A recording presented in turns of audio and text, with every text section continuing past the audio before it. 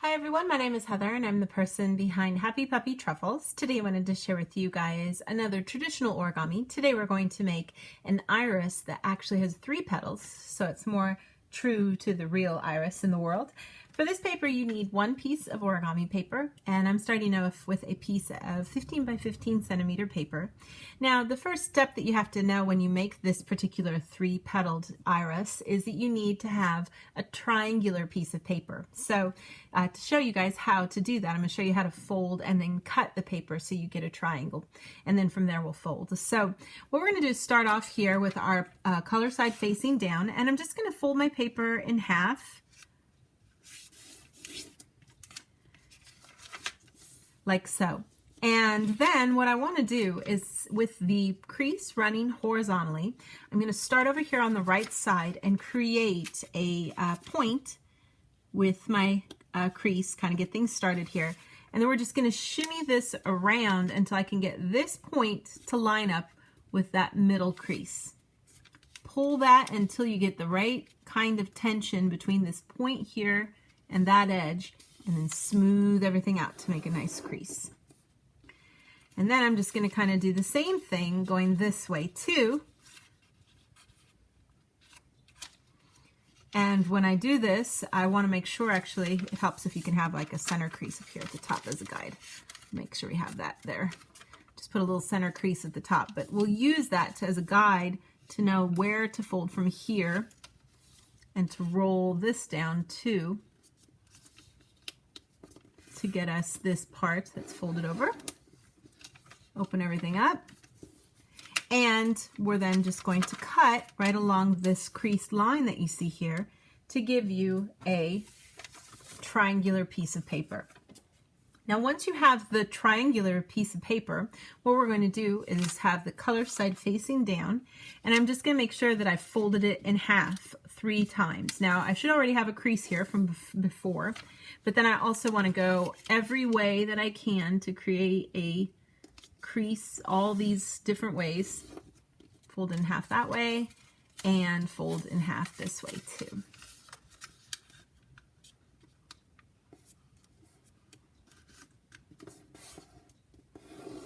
Once that's done, go ahead and open it up here and look at it. What we want to do is kind of fold in from where we've made all of our creases. Pull these parts down, let this part sit straight up, and then just naturally kind of let it lay down from one side and the other. And that just kind of makes sure that you've got the crease going there so that we have basically our 3 flaps that we're going to use. Now I'm just going to go and do a squash fold here by pushing down and getting this to lay straight down. And you can double check to make sure you're getting it straight by flipping over for a second and following this crease that you see here with what we're squishing down.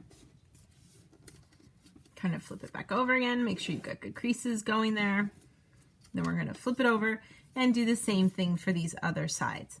And this time, because we have the back already there, it can be a little easier. You don't necessarily need to do so much work on that. You're just going to line up the points that you're squishing down to make sure everything lays nice and flat and straight.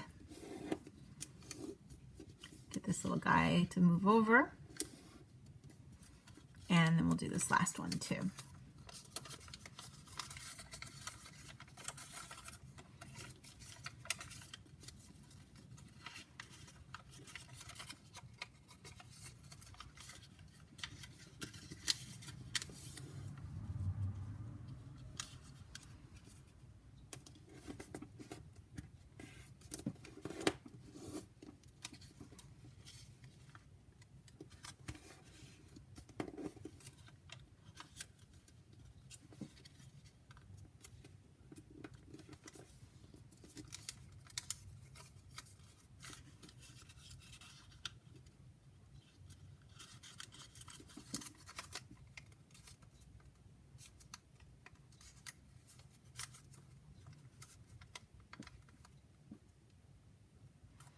Make sure everything is kind of lined up really good and smushing down well for you, and get everything to kind of lay flat. And you should be able to have all of these pieces then. And then I'm just going to go ahead and fold open so that I can look at one side here where I have now these two ears and then this flap in the back. And I'm just going to use this section here to go ahead and open everything up by folding over first each of these sides. Open everything up, and then we're going to open this down to where the crease is on each side and get this to lay flat and extend straight out. Try to get a nice little point there when you do that.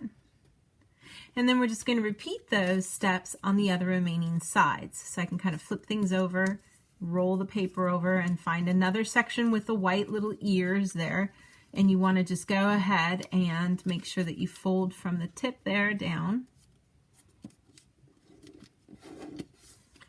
And we'll do this a total of 3 times for each of the petals. Open things up here. And again, open up as far as you can to that section, pull down, and get it to lay flat if you can. Sometimes it helps to sort of hold on to it and lay it down so that you get a nice tip down here. And then I have one last side here to do.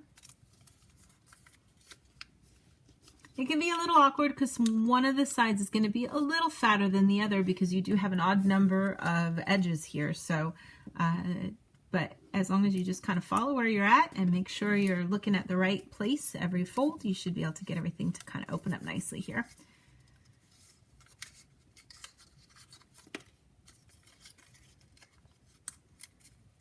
Lay down as flat as you can get it, like so. Then I want to go ahead and push these little guys up,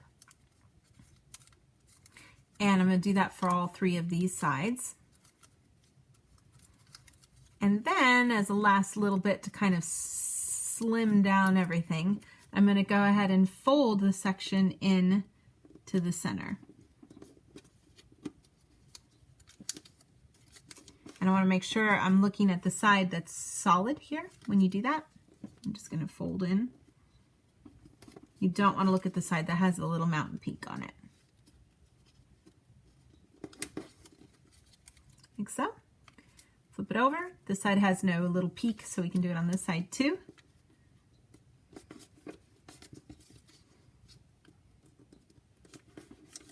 And then there's one more side here. If we kind of open up that side, make sure we're getting all 3 petals folded over.